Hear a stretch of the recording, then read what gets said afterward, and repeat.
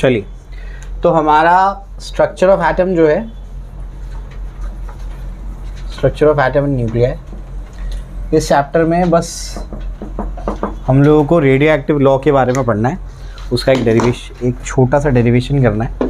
In fact 2 derivation छोटे छोटे करने हैं। और एवरेज लाइफ का तो डेरिवेशन बहुत बड़ा है और आपकी बुक में नहीं है, तो बस फॉर्मूला याद रखना है, ठीक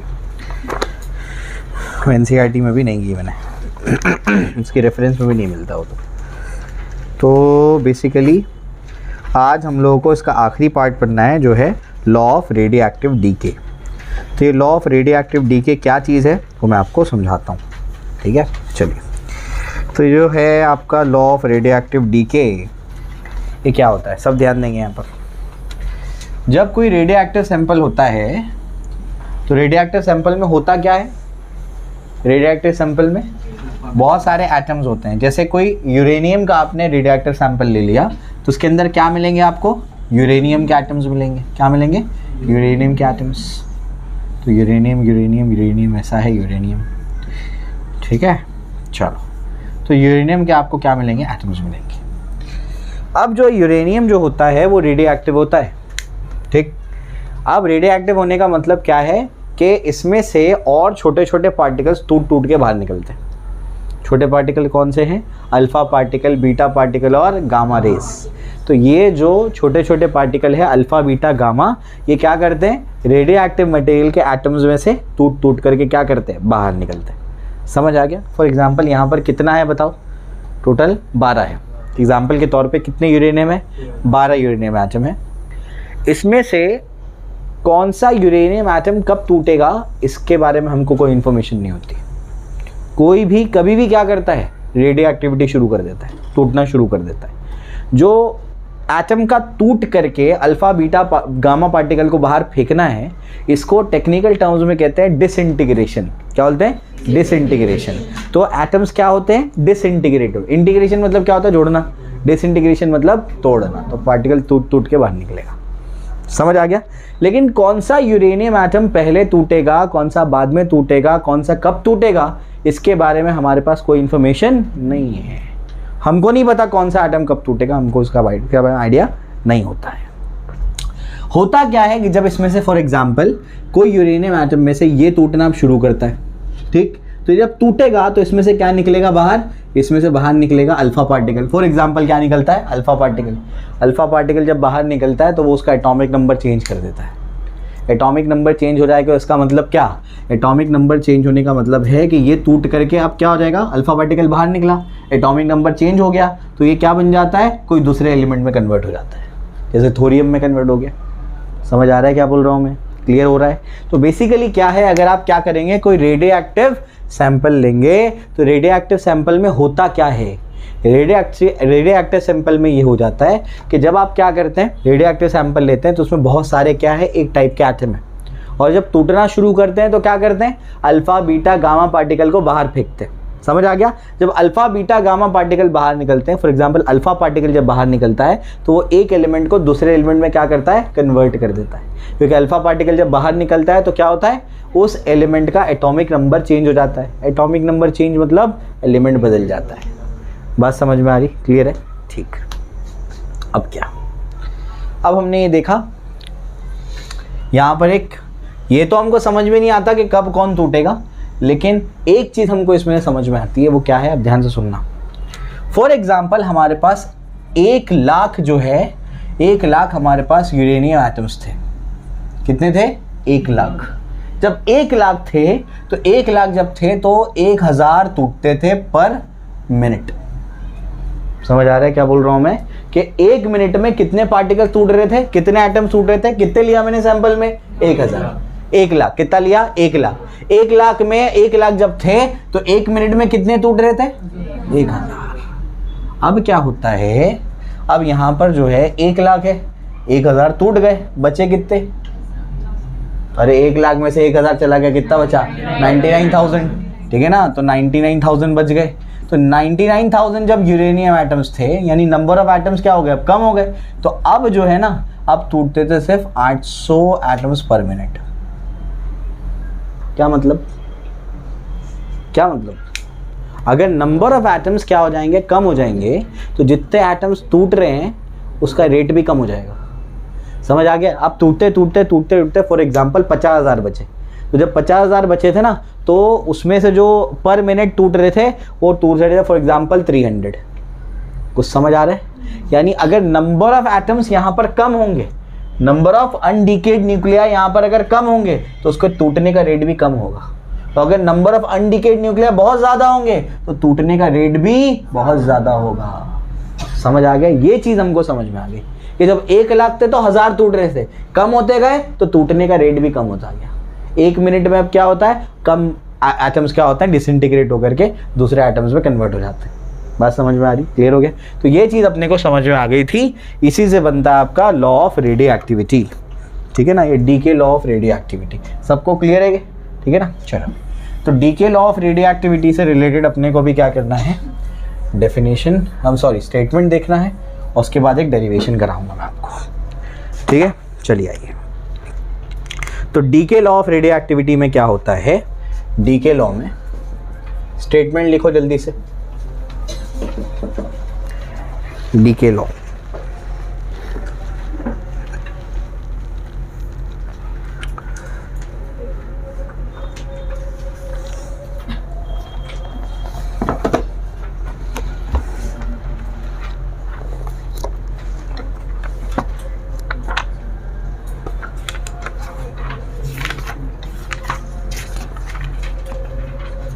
लिखो the rate of radioactive DK,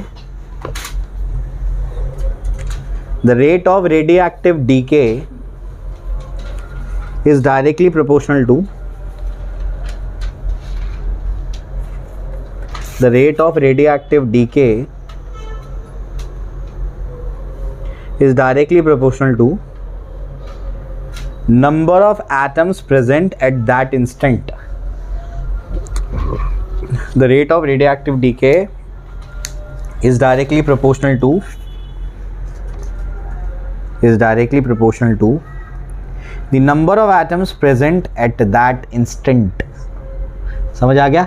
तो उस इंस्टेंट पे जितने ज़्यादा नंबर ऑफ एटम्स प्रेजेंट होंगे उसके टूटने की रफ्तार भी उतनी ज़्यादा होगी, उतने ज़्यादा एटम टूटेंगे भी। अगर नंबर ऑफ एटम्स कम हो जाएंगे तो टूटने की रफ्तार भी कम हो जाएगी। समझ आ गया? तो इसका मतलब जब कुछ ही एटम्स बचते होंगे, 1 लाख थे, कुछ बचेंगे, 100-50 बच जाएंगे, तब कितना टूटेगा? 1 टूटेगा। तुमको पता है कुछ कुछ ऐसे भी रेडियो एक्टिव मटेरियल होते हैं जिसमें एक पार्टिकल 150 साल में एक बार टूटता है। समझ आ रहा है क्या बोल रहा हूँ? इतना स्लो रेट हो जाता है। क्यों? नंबर ऑफ एटम्स कम हो गए होंगे, इस वजह से रेट स्लो हो गया। समझ आया? क्लियर हो गया? ऐसा है। तो अब इसको मैथमेटिकली कैसे लिखेंगे वो मैं आपको समझाता हूँ।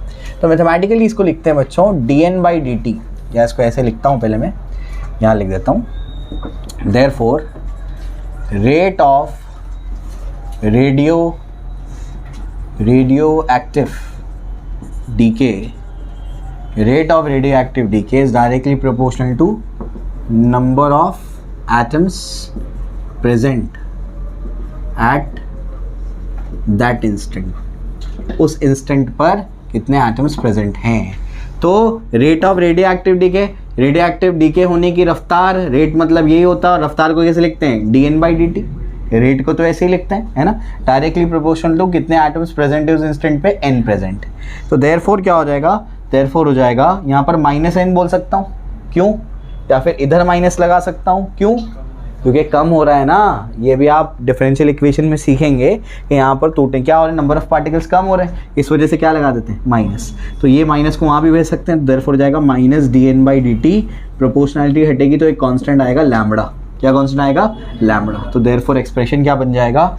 Therefore dN/dt is equals to -λn। ये बन जाएगा। सबको क्लियर है? कोई दिक्कत नहीं। तो पार्टिकल्स के टूटने की रफ्तार डिपेंड करती है कितने पार्टिकल्स, कितने अनडिकेड पार्टिकल्स प्रेजेंट है, इस बात पे डिपेंड करता है। ठीक है ना? क्लियर हो गया? ये कॉपी करो, फिर मैं आपको डिफरेंशियल इक्वेशन इसकी सॉल्व कराता हूँ। इंपॉर्टेंट डेरिवेशन है। आगे बढ़ते हैं। तो रेडियो एक्टिव सैंपल के बारे में ये अपने को कुछ कुछ बातें समझ में आ गई हैं। ये तो नहीं समझा कि ये तो नहीं अपने को पता लगा कि कौन सा एटम कब टूटेगा। कभी भी टूट सकता है। लेकिन ये समझ में आ गया कि अगर नंबर ऑफ अनडिकेड न्यूक्लियाई ज़्यादा होंगे तो उसके टूटने की रफ्तार भी ज़्यादा होगी, ठीक है ना। चलो भाई, तो अपने को अब तक क्या क्या समझ में आ गया कि dN/dt इज इक्वल टू क्या होगा, माइनस लैम्बडा n। इसके बाद मैं क्या करता हूँ, ध्यान से सुनना, देखो ये dN है तो n को यहाँ ले जाता हूँ, क्योंकि dx के साथ में x वाला होना चाहिए, dy के साथ में y वाला होना चाहिए, तो ये जाएगा dN/n इज इक्वल टू क्या हो जाएगा, माइनस लैम्बडा dt को वहाँ भेज दिया, n को यहाँ ले आया। समझा, क्लियर हो गया। अब इसके बाद जैसे आप वेरिएबल्स को सेपरेट करते हैं, इसके बाद नेक्स्ट स्टेप क्या होता है, इंटीग्रेशन। कई बार करवा चुका हूँ मैं, तो अब आपको क्या करना है, इसको इंटीग्रेट करना है। शुरुआत में कितने पार्टिकल्स थे, n0 पार्टिकल्स थे। कितने थे, n0। t टाइम पे कितने बचे, n बचे। कुछ टाइम t के बाद कितने बचे, n बचे। शुरुआत में टाइम क्या था, 0। कितना टाइम हो गया बाद में, t। समझ आ रहा है, लिमिट ऐसे लगा दी है मैंने। अब बताओ यहाँ पर जैसे dx/x 1/x dx का इंटीग्रेशन क्या होता है, नेचुरल लॉग ऑफ x। क्या होता है, नेचुरल लॉग ऑफ x, ठीक है ना। तो ये 1/n dn का इंटीग्रेशन क्या होगा, नेचुरल लॉग ऑफ n। कहाँ से कहाँ तक, n0 से n तक is equal to minus lambda. Lambda तो कांस्टेंट है, डिसइंटीग्रेशन कांस्टेंट कहते हैं उसको, या डीके कांस्टेंट कहते हैं। तो बचेगा क्या, इंटीग्रेशन ऑफ किसका बचेगा, इंटीग्रेशन dt का बचेगा। dx का इंटीग्रेशन क्या होता है, x होता है, तो dt का क्या होगा, t होगा। समझ में आ गया, t कहाँ से कहाँ तक, 0 से t तक। समझ आया, ठीक है ना। आगे कहानी क्या होगी, देयरफॉर आप वैल्यू को पुट कर दो, वैल्यू पुट करोगे तो बताओ क्या होगा, ये हो जाएगा natural log of n minus natural log of क्या होगा, n0। क्यों, upper limit minus lower limit. समझ आता है, इज इक्वल टू यहाँ पर क्या होगा, minus lambda, upper limit minus lower limit करोगे तो t माइनस 0 क्या आएगा, t। तो ये आ जाएगा माइनस लैम्बडा t, ठीक है ना। देयरफॉर क्या हो जाएगा, देयरफॉर हो जाएगा नेचुरल लॉग ऑफ, ये क्या हो जाएगा, n/n0 हो जाएगा। क्यों, log of a minus log of b क्या होता है, लॉग ऑफ a/b, ठीक है ना। तो natural log of a minus natural log of b क्या होगा, natural log of a/b। Minus में होता है तो क्या करते हैं, डिवाइड। समझ आ गया, तो ऐसे होता है, इज इक्वल टू क्या होगा, माइनस लैम्बडा t। इसके नेचुरल लॉग के बेस में क्या होता है, समझ आ रहा है। तो अभी आपको एक डेफिनेशन पता होना चाहिए, वो डेफिनेशन ये है कि natural log of a to the base b is equal to c। अगर ऐसा है तो याद में हमेशा ऐसे कराता हूँ, b जाके c को पुश करेगा और c b पे बैठ जाएगा और यहाँ पर क्या बचेगा, a। तो देयरफॉर क्या होगा, a इज इक्वल टू क्या होगा, b रेज टू c। ये लॉग का डेफिनेशन है, समझ आ रहा है। तो यहाँ पर बेस में क्या है, e, तो e जाके इसको पुश करेगा तो n अपॉन क्या हो जाएगा, n0 इज इक्वल टू क्या हो जाएगा, e raise to minus lambda t। e जाके उसको पुश करेगा, माइनस लैम्बडा t उस पर बैठ जाएगा। तो देयरफॉर क्या बचेगा बताओ, आके n इक्वल टू क्या होगा, n0 e raise to minus lambda t। समझा। तो ये जो है कितने अपने पास एटम्स बचे हैं, ये क्या है, शुरुआत में कितने थे, ये e raise to minus lambda t। t क्या है, वो टाइम, जिस टाइम पे ये इतने बचे हैं। लैम्बडा क्या है, कांस्टेंट है। समझ आया, क्लियर हो गया। कॉपी करो, इंपॉर्टेंट डेरिवेशन है ये। चलिए, तो ये जो चीज़ है इसको कहते हैं decay law of radio activity. तो decay law of radio activity ये है। उसके बाद जो है आगे बढ़ते हैं। हमने अभी शुरुआत में क्या लिखा बताइए, हमने शुरुआत में लिखा minus dN/dt is equal to क्या लिखा, लैम्बडा t।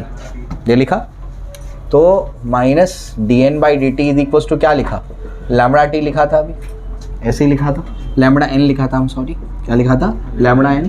फिर माइनस को यहाँ भेज दिया था मैंने, तो ये बेसिकली ये। तो इसको क्या कहते हैं, इसको एक्टिविटी कहते हैं। क्या कहते हैं इसको, एक्टिविटी। तो कभी कभी ये इन्फॉर्मेशन भी गिवन होगी आपको। तो ये क्या चीज़ है, एक्टिविटी।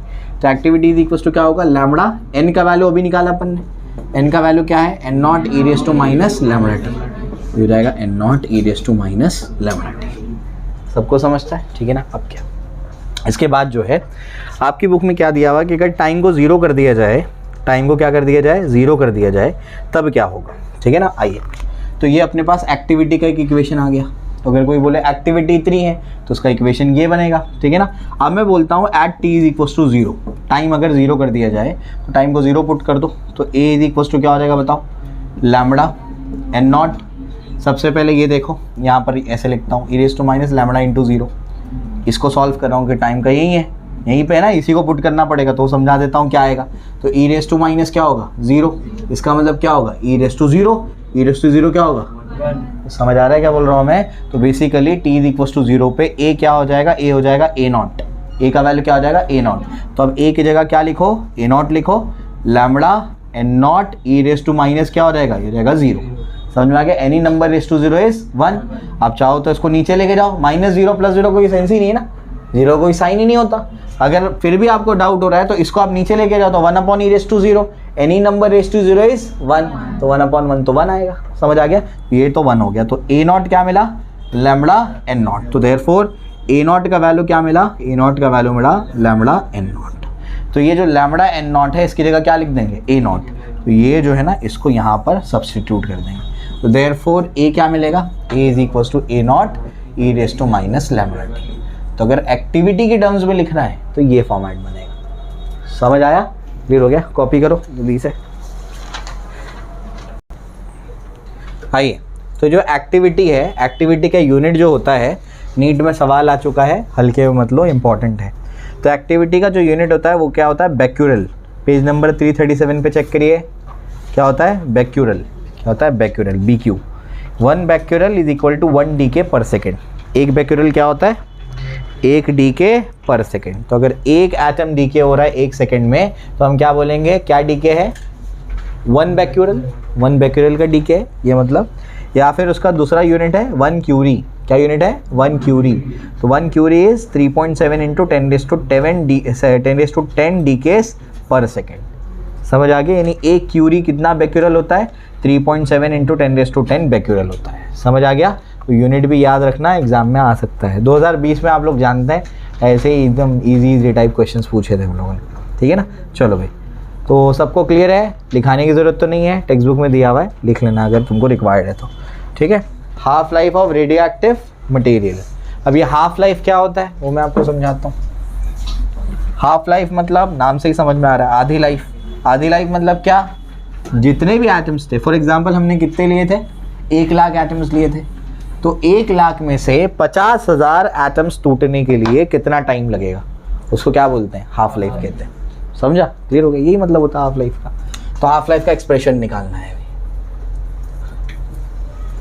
हाफ लाइफ, तो उसके लिए आपके बुक में नोटेशन है टी हाफ, टी हाफ ये नोटेशन है, ठीक है ना। तो हाफ लाइफ क्या होता है, नंबर ऑफ एटम्स कितने बचने चाहिए, n0/2, कितने टाइम में, t is equals to T half पे। तो जब t is equals to T half हो जाएगा तब कितना बचेगा, n इक्वल्स टू क्या हो जाएगा, n0/2। इक्वेशन क्या है, n is equals to n0 e raise to minus lambda T. तो n की जगह क्या लिखूंगा मैं, n की जगह क्या लिखूंगा, n0/2। तो इसकी जगह क्या हो जाएगा, n0/2 इज इक्वल्स टू क्या होगा, n0 e raise to minus lambda, और ये क्या हो जाएगा, टी हाफ। समझ आ रहा है। तो n0 क्या हो गया, कैंसिल हो गया। तो देयरफॉर क्या बचा बताओ, 1/2 इज इक्वल्स टू क्या होगा, e raise to minus lambda T half. समझ आता है, ठीक है ना।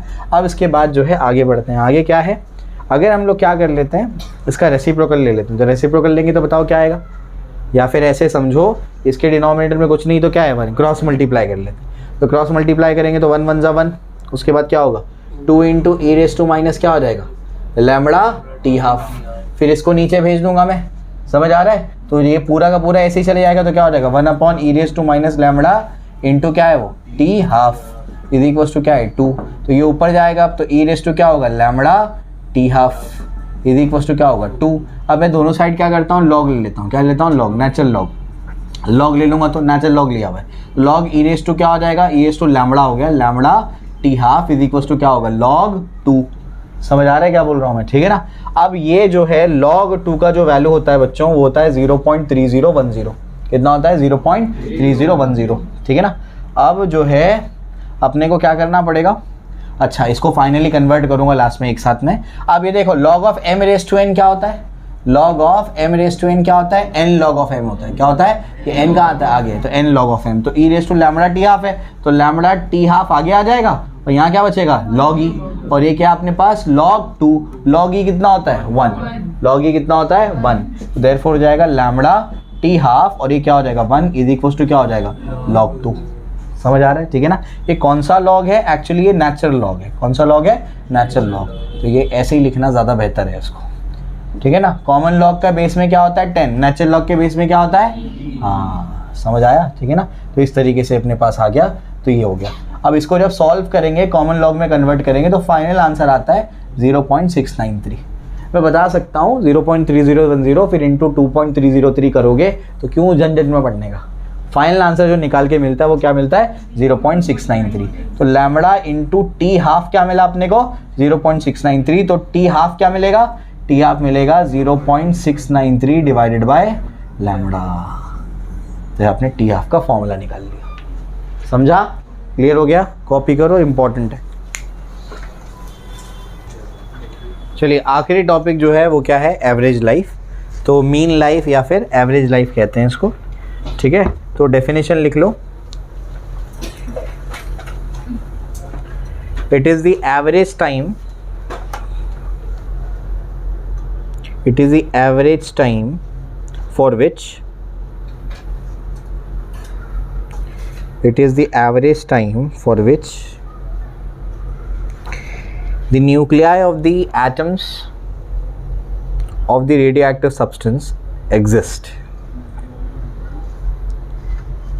It is the average time for which the nuclei of the atoms of the radioactive substance exist.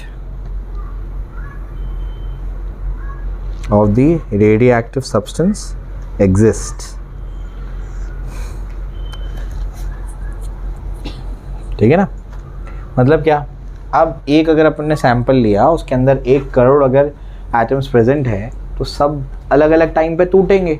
तो सभी को टूटने में कितना टाइम लगेगा उसको क्या करते हैं, सभी का एवरेज लाइफ निकाल लेते हैं। तो उसी को बोलते हैं एवरेज लाइफ या फिर मीन लाइफ। इसका डेरिवेशन नहीं करना है, बस फॉर्मूला याद रखना है। तो एवरेज लाइफ का जो फॉर्मूला होता है वो क्या है, फॉर्मूला मतलब उसको डिफाइन ही ऐसा किया गया है। तो एवरेज लाइफ जब आप निकालते हैं तो आता है 1/λ। क्या फॉर्मूला उसका, 1/λ। तो 1/λ करने पे क्या मिल जाता है आपको, एवरेज लाइफ, ठीक है ना। तो एवरेज लाइफ का ये फॉर्मूला या मीन लाइफ का ये फॉर्मूला है। टी हाफ क्या है बताओ ज़रा, 0.693 अपॉन लैम्बडा। तो ये 1/λ की जगह क्या लिख सकते हैं, टी है 0.693, या ऐसा लिख सकते हैं ना इसको, इंटू 1/λ। टी हाफ क्या होगा 0.693 इंटू 1/λ, 1/λ क्या होगा टी ए। तो टी हाफ और टी ए में ये रिलेशन होता है। समझा, क्लियर हो गया, कॉपी कर लो, चैप्टर ओवर।